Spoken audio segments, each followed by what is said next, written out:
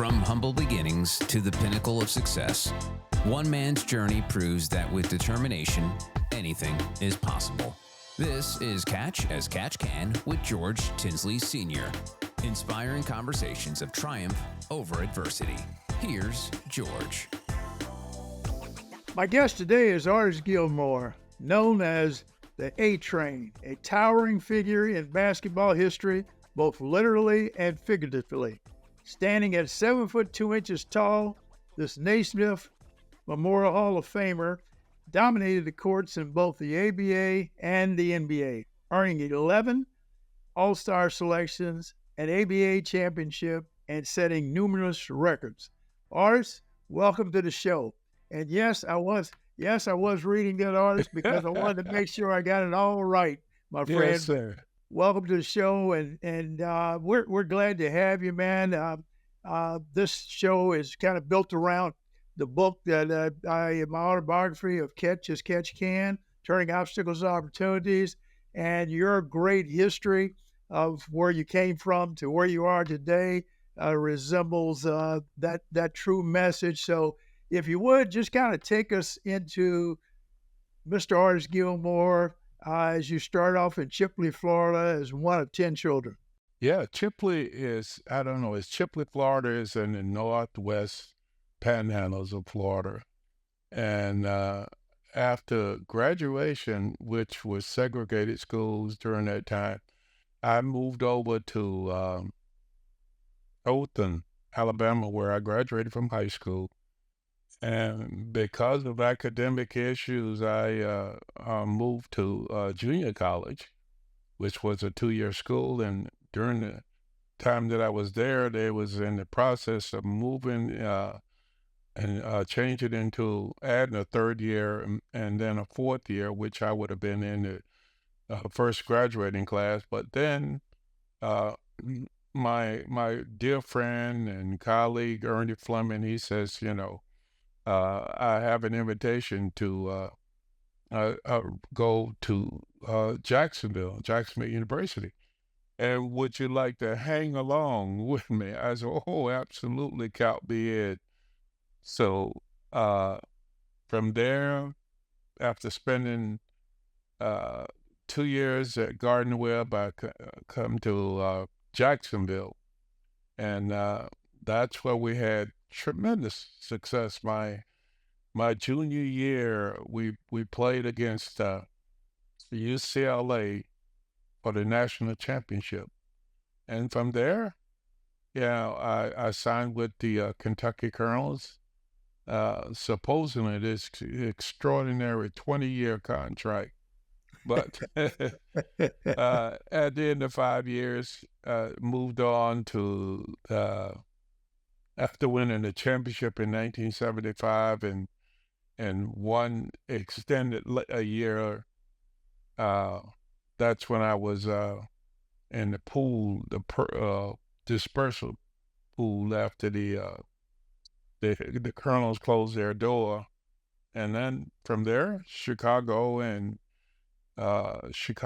San Antonio, back to Chicago for half a minute with Michael Jordan, and the other half of the minute with Larry Bird, where I completed my years in NBA and took my family, and we ended up going to Italy for a year. So that was educational, cultural experience.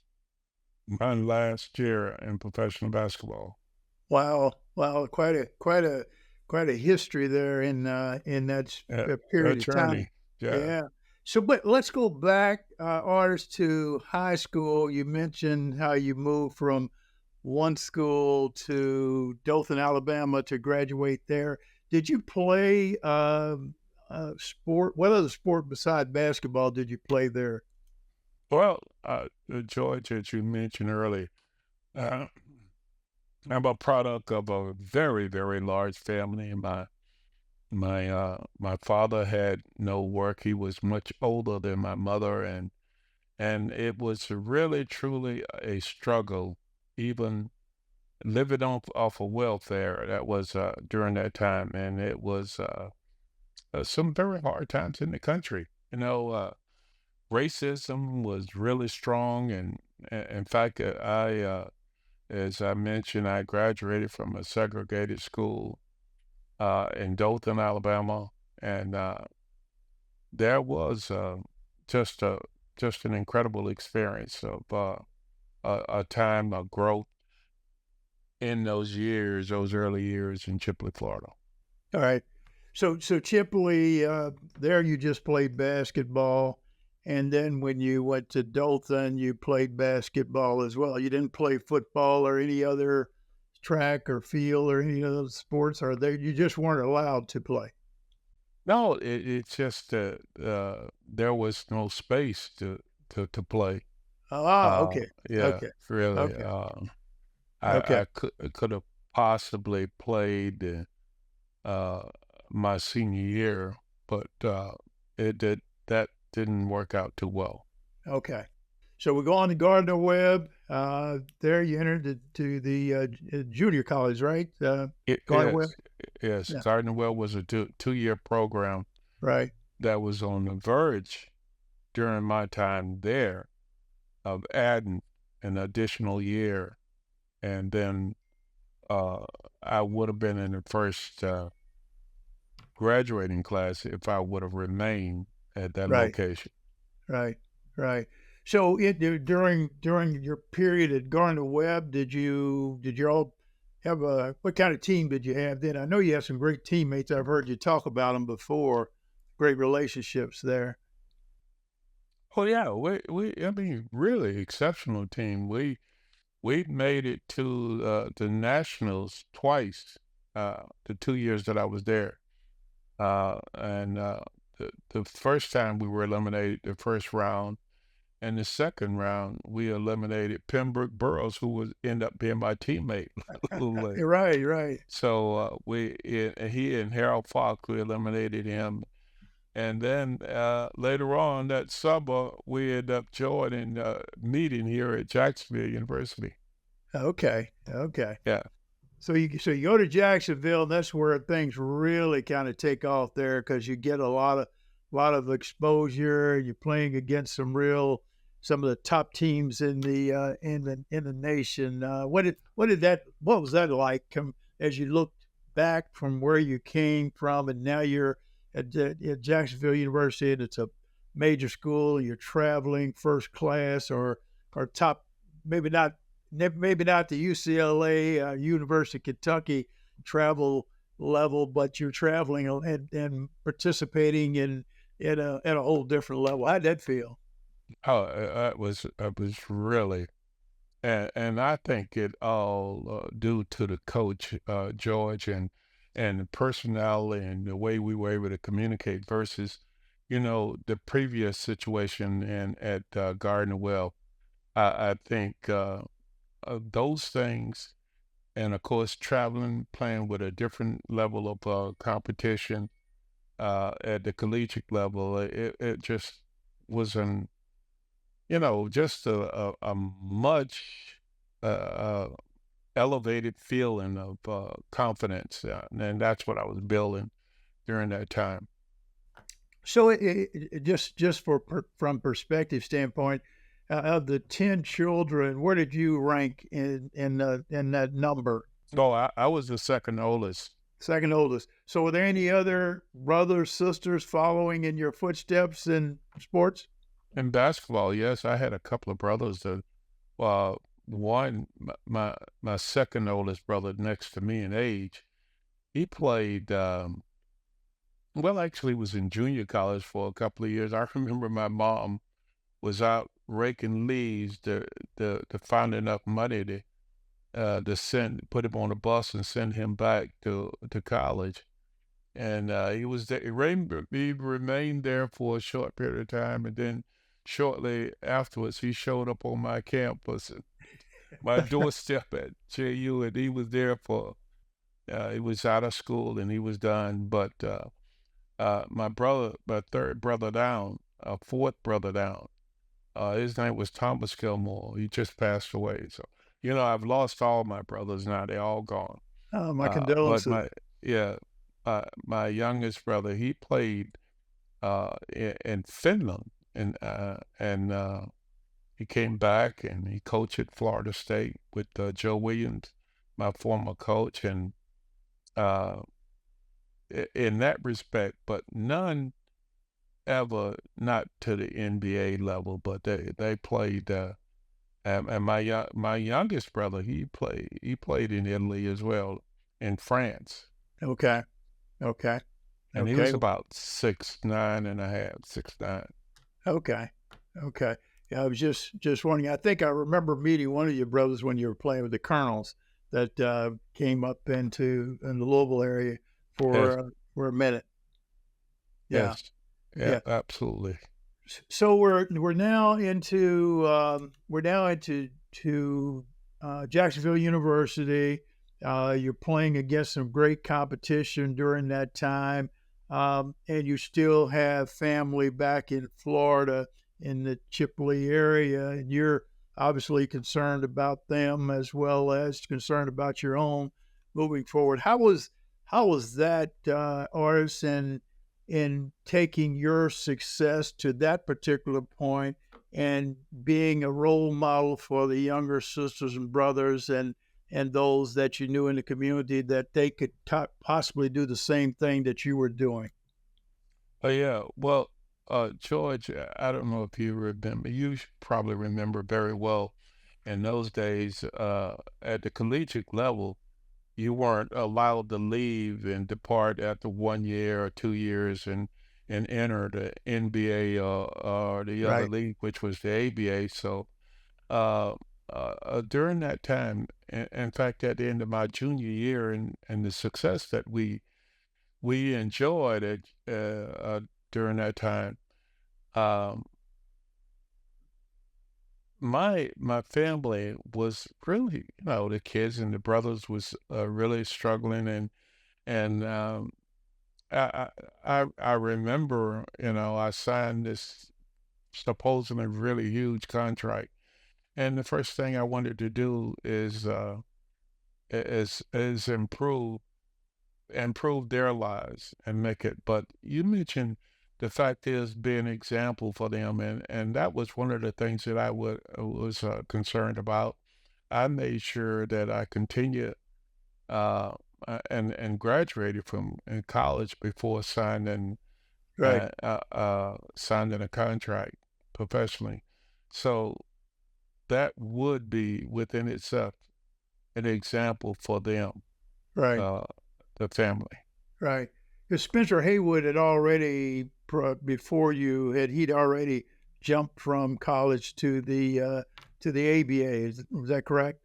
It was in the ABA, and yeah, and then moving, yeah, Right. yes, that's absolutely correct, Right. So yeah, so it had sir. been somewhat established. Well, that's admirable that you stayed and got your education.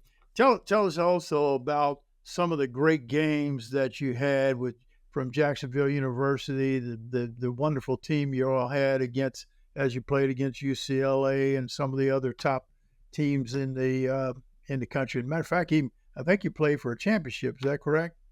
That's exactly right. We played for a national championship against, and you mentioned the fact the top teams like UCLA. We played them for a national championship. But in the region, we played the University of Kentucky and Coach Adolph Rupp, and that was kind of a first time.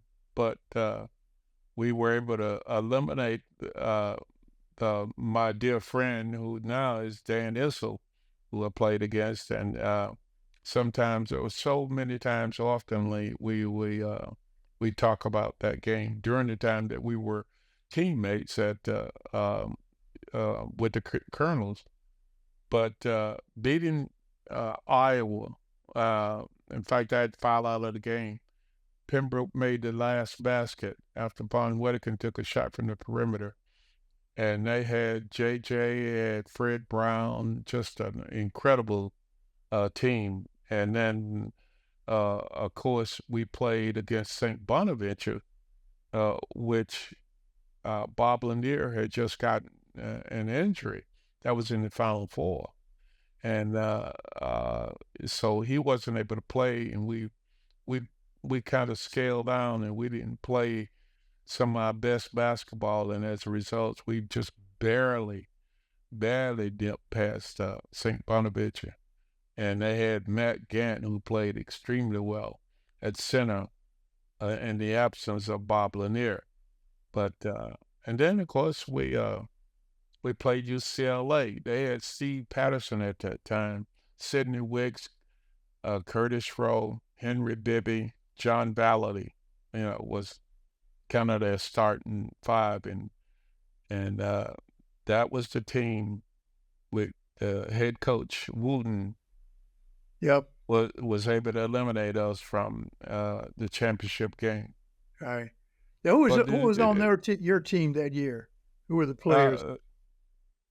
It was Rex Morgan, Pembroke Burrows, Chip Dublin, Von Wedekind, Greg Nelson, Danny Hawkins, a couple other guys, Rusty Baldwin, and we had a great core. Yeah. How many of those guys went on to play professionally? And of course Rod McIntyre. Rex Morgan was the one, and Rod had a really good tryout with the Nets at that time, and he said Billy Paul beat him out by a head and a nose, but Pembroke could have played. Pembroke could have played, couldn't he? Did he try out, or he decided not to? He did. He tried out, and he was the last player cut by the Seattle, and that was really such a disappointment for him. He was. In fact, they kept a guy. They ended up maintaining one of their players who had a guaranteed contract for about $30,000, so they wasn't gonna put him on waivers. Right. But Pembroke was a great young player, and he was so disappointed that he just kind of gave it up. He became the largest policeman in the country at 7 feet tall. Yeah. So. Yeah, down in South Florida, right? Yeah, in South Florida. Yeah. I remember reading about it. So you signed with the Colonels in Yes, sir. 1971? No, that was 72, 73. 72. Okay. Yeah, 71, 72 season. Okay, 71, 72 season. And tell me about that signing. That was a pretty big.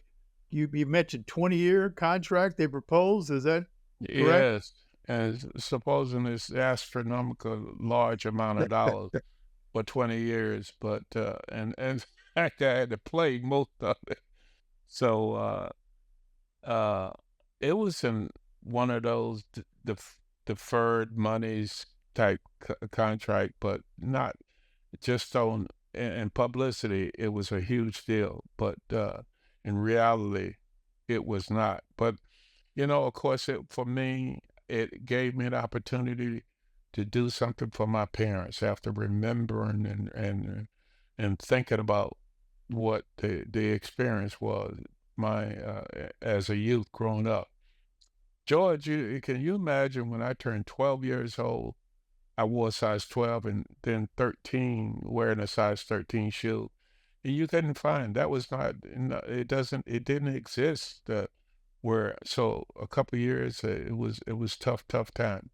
So when I was able to sign that contract, all those things come to fruition, and came right in front of my eyes, and thinking about that and what my mother experienced, over the years, having kids at home through midwife and the birth, all those times, and just having a hard time, and so when I was able to sign that contract, that it was just an incredible pleasure, to be able to watch my mother's eyes light up after being able to do some things, for her as well as my father. Right. Well, as you mentioned two things there, I can remember as a sophomore in high school, I was 6'5" at the time and wearing a size 13 shoe, and but I couldn't find shoes no bigger than 11, and I had to make those 11 shoes fit, get my 13 size foot into those 11 shoes. Because you just couldn't find them other than the tennis shoes that you got playing on the team, and you couldn't wear those all the time.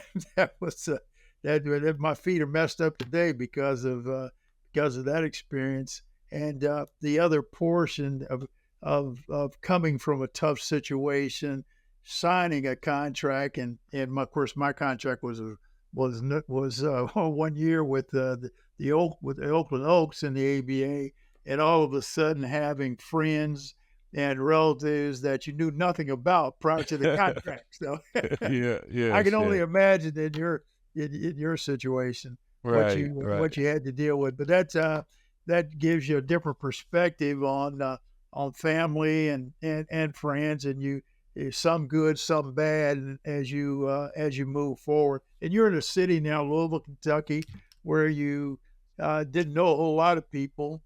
Who else? Who else came in that year? Was Dan? Dan came in that year also. Dan Issel. No, Dan had already played. He was He already was, there. Okay. yes, he had played Okay. 1 year. They were competing for uh, the ABA championship against the Utah Stars at that time. Okay. Okay. Yeah. Okay. So who came in with you? Well, I had a guy named Pierre Russell, Right. Mike Gale, and there was another young kid, one of the top draft choices, Pooh Welch, but he was a rookie, hurt his back, and so he did not sign with it. But we had 3 or 4 rookies that year that played. And Claude Verdon was already there and Mike Pratt with Dan. Yeah, so Clyde Verdon. Claude Verdon Claude Verdon, he came later. later. Okay. Yeah, we had Cincy Powell, Walt Simon, Goose Fliegen, Les Honor, and who else? Then, of course, we had Mike Pratt, I think, came along a little later. But I think it Mike was Louis came. Dampier. Yeah, Pratt came in with Issel. They were the same year. They came in the Okay. same year. They came in 70. That was my last year with the Colonels. When they came in with that group is when the prior year I was a rookie. That particular year would have been my second year, and I was released because they were bringing in a lot of those new guys. That was the year before you came in. So Yeah. yeah, Okay. I was Okay. familiar Yeah. with that group. They changed administration, the ownership structure changed, general manager, Gene Rhodes had been the coach prior to that, and I think you had Hubie, right? As the head, well, we had a number, Joe Mulaney. We had Joe 2 or 3, Mulaney. Bay McCarthy. Okay. We had a few head coaches before, and Okay. then Hubie came in last year. We won in 1975, and we won the championship. Okay. And then the last year of the league, Okay. we ended up moving on. Right. So tell me what your experience in coming into Louisville and playing with the Kentucky Colonels versus your prior experience. How did your approach to the game, your approach to teammates, how did that develop?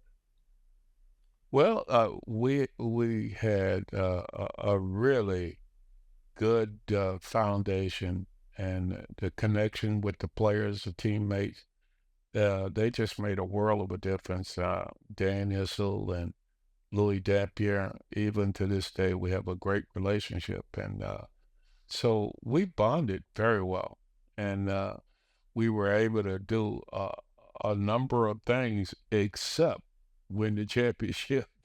uh, because we probably was one of the best teams in the league, and at times I think we probably was the best team, but we didn't exemplify that as the years went on until we, Hubie arrived. We was able to put it all together.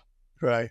So your first year, you were Rookie of the Year and also MVP awards in your first season. Yes, yes, sir.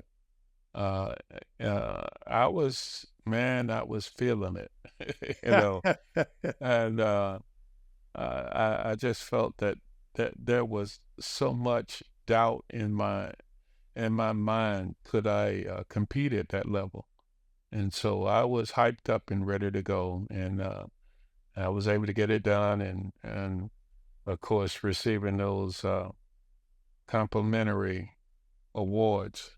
hmm See, you're at center. Your biggest competition in the league that year was who? Well, that was Billy Pauls, Caldwell Jones, uh, Maurice Lucas, and a couple of times, I even played against Billy Cunningham after he had came in with the Carolina Cougars. So, Right, uh, right. yeah, uh, it And then, was then of course, Mel Daniels. Mel Daniels. Oh, don't forget Mel. Yeah, Big, strong guy. Zelmo Beatty, right, who was another great, really great player, came over from the other league. right. Prior to you coming into the league, a lot of the centers that were there were guys that had left the NBA and came into the ABA after their, you know, career had started to dwindle, with the exception of the Mel Daniels. Mel, of course, played in the league from start to start, and Billy Paltz, he had been in there. So when you came in, from my perspective, as I remember looking at the league, that center position was the one thing that brought the ABA up to the level of the NBA, because there's forwards and guards and whatever you want to call them. I think it was equivalent across ABA and NBA. There was a different style of play, but from the center position, we didn't have the real dominant big man like yourself that was in the league. And so I remember the great battles that you and Julius Erving had during those years. Of course, he's playing forward, but he was a high flyer. So Absolutely, Julius. There was always excitement when we played against Julius. And there one other young man who came from high school that we don't want to forget, and that was Moses Malone. right, Yeah, exactly. Yeah, and so Moses came in probably I think about near the end of the league. Be- 75 Yeah, is where. Yeah, yeah. So uh, Moses brought about some excitement, especially coming from high school, straight from right, high school, and that was he was the first player because uh, the NBA was not taking young players. You had to spend 4 years or so that allowed the ABA to really kind of catch up with right, some great right, players because they right. was able to sign underclassmen. Right. And But we shouldn't forget Spencer also, because Spencer yeah, was y- there. He was there yeah, before you, right? Yeah. right, yes, absolutely, and Spencer Haywood. I mean, it was the sad part about it is there was no national market where the ABA was getting the same kind of exposure. The NBA was, very little exposure. I think maybe they had one network, and during that time there was only three networks, and so if they had a network, nobody else was going to go up against them, and because of that controlled kind Right. of a environment. Right. But uh, later on, I think part of my decision going to the ABA really helped develop those leagues as far as bringing them together. Right, right, right. I agree. People like you and Julius and of course Spencer had already jumped over to the NBA real quick And going through the courts, dealing with the courts. Dealing with the court. But Artis, I remember as a ABA or in Kentucky Colonel in particular, playing in Annapolis, the Pacers, which is about an hour and a half drive from Louisville, playing there, the game being over, driving back home, and then being able to see the games played on TV afterwards. The same, the later on that night, and that was the only exposure that that the ABA was getting at the time. Pre Julius and yourself, and so when you guys came on the scene and the kind of crowds you started to draw, that really opened that whole TV market up, and negotiations started between the ABA and the NBA. So, is anything that you remember about some of those championship games that kind of stood out to you? Well, and in particular, 1975, yes, and there was a lot really taking place and kind of a struggle, but we were able to win some big games down the stretch.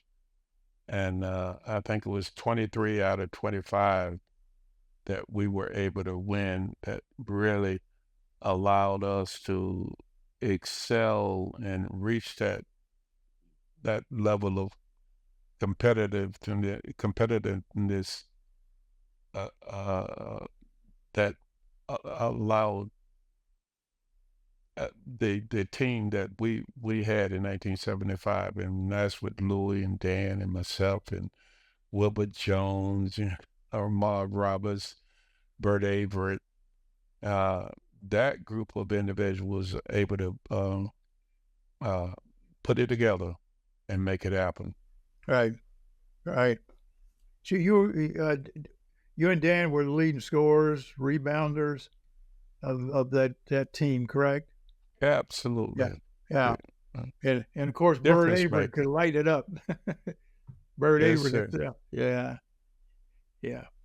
So, what was the biggest transition from the ABA to the NBA when you transitioned from the ABA going into the NBA? And I think, if I'm correct, but correct me if I'm wrong, that was there were certain players on the Kentucky Colonels team that were dispersed, contracts sold to the ABA to the NBA by John Watt Brown, who was one of the owners or the owner during the time. How did that all unfold? Well, from what I understand, there was a dispersal pool, and I was put in that pool, and of course the Bulls had only one, but they had my rights initially from the beginning, from when I made the choice to go to the ABA, and they had my right, held my rights in the NBA. So that was pretty much a done deal that I was gonna, if I come once I entered the NBA, was going to be the Bulls. That particular year, they only won 24 games, and then they were taking me first, and they had a first round draft from at the collegiate level, and that was Scott May. And we had a pretty group of guys, pretty good group of guys, but for whatever reason, they was experienced guys, and they were old Bulls, and they just had new faces, including myself, and it was a transition period. It was really, really tough. And Was Tom Bowinkle on that team? Tom Bowinkle was there, and Norm Van Leer. Yeah. Jerry Sloan was supposed to come back. He had gotten hurt and had surgery, and he was just not ready to come back and play. Was Clem still there then? No. Clem left. Okay.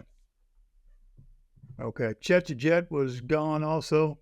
Yeah, he left that year as well. Had some great team. I was drafted by the Bulls also. Yeah, when I came out, Okay. I remember the guys that were on the team at the time. When I was Chet the Jet, Yeah, Bob Love, right. Borwinkle. Well, they ended up trading Bob Love. Bob, he was a funny guy. He always every year he held out. It's tried to get something deal. But then when I got there, it was a older veteran team, and they was trying to change the mindset, especially after winning only 24 games a year before I arrived, and then we started off not much better. So and the end of that season, we had a really really great run. We played Portland for it was the best 2 out of 3 games. And you imagine flying back and forth to Portland, play one there first, and then come back and play one in Chicago, and then going back to Portland to play the third and final game. And we played very well and had a chance to win that game right at the end, but we ended up losing it. But the Portland Trailblazers at that time, they was able to go on and win the championship. And they said, the toughest series they had was probably against the Bulls. And Bill Walton claimed that to this day. And So, Artis, as you're moving along now, I don't want to forget about your family back in Florida, and of course, I think at this particular time you're getting married, and you're involved in the communities that you're playing in. How did that psychologically? How did you approach that as you moved along and had all these the family members and the followers that you were taking care of as well? How did you handle all of that as you were moving through your career? thanks, George. The one thing that really was pretty special was is that initial opportunity.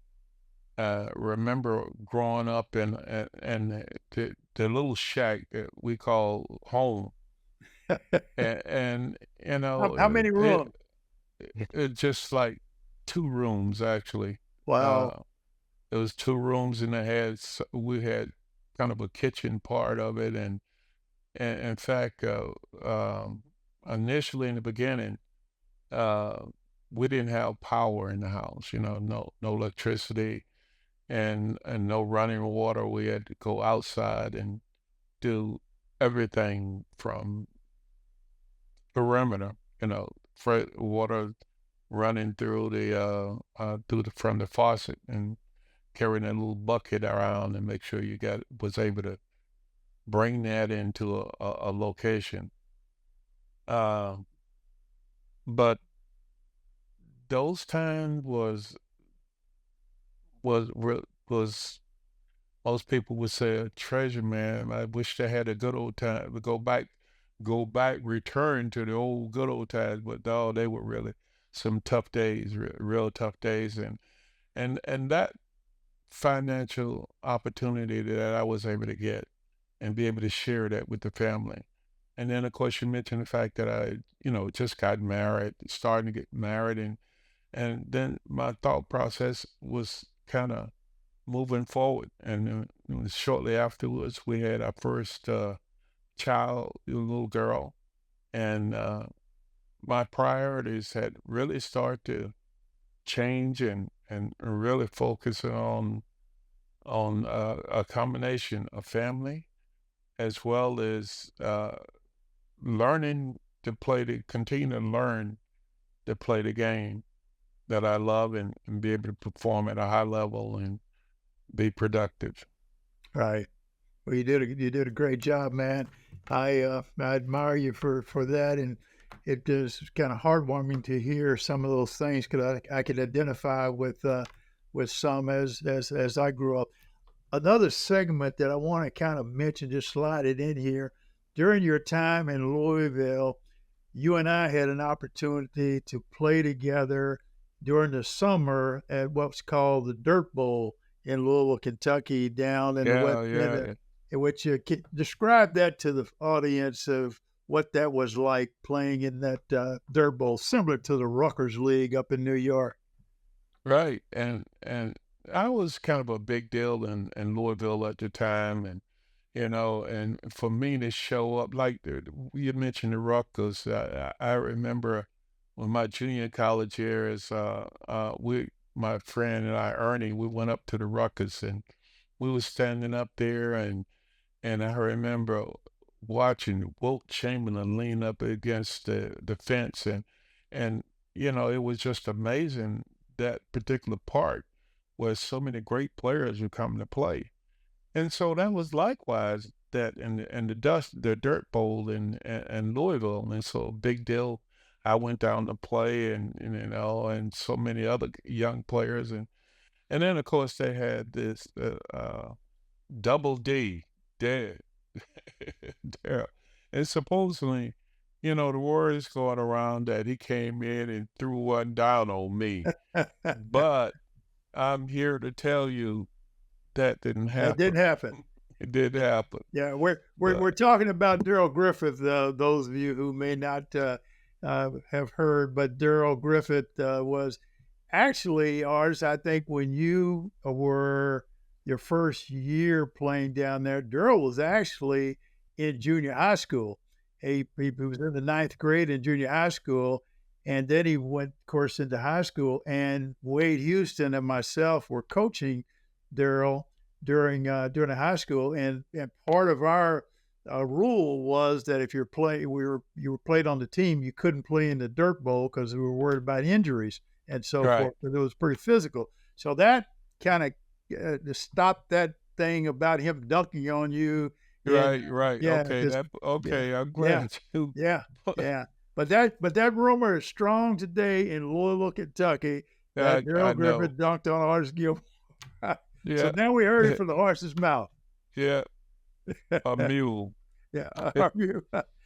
But that park is a huge park in West End Louisville, and it would literally take you an hour and a half to drive from the entrance to the court where we were actually playing. And I remember one of the times that you came, you brought your Rolls Royce and parked it Yes. right in front of the in front of the court, and everybody was running over there. You had a telephone in that Rolls, and that was, I mean, just blew everybody's mind. Yeah. Yeah, Oh yeah. man, yeah, So yeah. those are great times. So jumping back, Artis, about your career in the NBA and success, is there anything that kind of jumps out there that I haven't asked that you might want to relay? If there was George not getting the kind of exposure because of the resentment, I think the NBA uh, just kind of expressed towards me because I signed with the ABA instead of the NBA, and initially in the beginning. Right. So that's kind of out there, but I think uh, some of the exposure or coverage that I never received because of those things. But you know, you can match my numbers up against anybody, and certainly there's an indication that I was equally successful or even better. You Yeah. know, Yeah. Well, Artis, those of us who have played the game and understand the game certainly know that your career matches uh, just about anyone has played. Being inducted into the Naismith Hall of Fame kind of documents that you were known as a gentle giant, and that's kind of the way you approached life. You didn't have to knock people down and step on them or do something crazy to really drive your point in your career to anyone. You did it your way. You're playing. We didn't get into it, but you're playing with George Gerving was something special. Your period there in San Antonio. If you want to touch base on that, that's fine. Yeah, George, and I like the way you said the Frank Sinatra thing. I did it my way. Exactly. But, playing with George was really, really great. He had a great personality. George had a smile on his face, and it was just incredibly a person, and the way he felt about the game was coming to him so easily.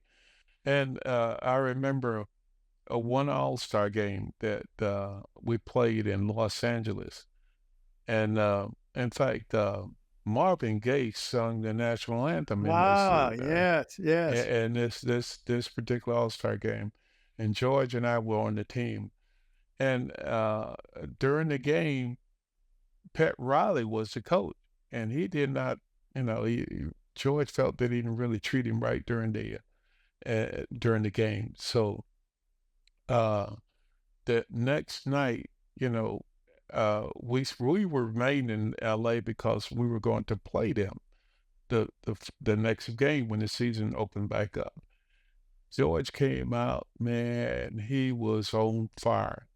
He knocked in 44 points, and I remember one shot, he was falling out, going out of bounds behind the basket, and released the ball and nothing but net. But George, he just put on an exhibition like I have not experienced in a long time, and many years in the game. And it was all because of an emotional experience in the All-Star game prior to that, which I mentioned Marvin Gaye sung the national anthem, which was just really, really incredible. And the first time that version of the national anthem was ever expressed or sung. It was iconic. I can remember the day. It's one of those things that you remember where you were when that happened. I was living in Jacksonville, and I had my son and my daughter. My wife was gone somewhere, and we were watching the game. And when he started singing, just like chills went through your body, man. Yeah. But the Iceman with the finger roll, and his number was 44. Really, I'm going to go back and take a look at that game. Yeah, please do. And it was really funny. George Gervin, you mentioned George Gervin with the finger roll. And so, George, you're not the first person with the finger roll. That was Big Dipper, Wilt Chamberlain, the finger roll. George said, well, I just took it to another level. And then he had that big booming laugh that would come, would follow that. Yeah. Well, Artis, I appreciate you spending time with us. We could probably go on for another hour, but we've kind of hit that bewitching time. But we're honored to have you, man. We want to wish you continued success in life for you and your family, and look forward to catching up with you out there on the golf course and hit a few balls and reliving some of our friendship over the years, man. It's been a pleasure having you on our podcast here. Thank you, sir. And I look forward to hitting a few balls with you and reflecting on some of those earlier memories. Right. Okay, buddy. Thank you. All right, sir. This has been Catch as Catch Can. Your success story is waiting to be written. What will you catch today? Go to tinsley.speaks.com for exclusive content, resources, and opportunities. Catch as Catch Can with George Tinsley Sr. is a production of Advantage Media.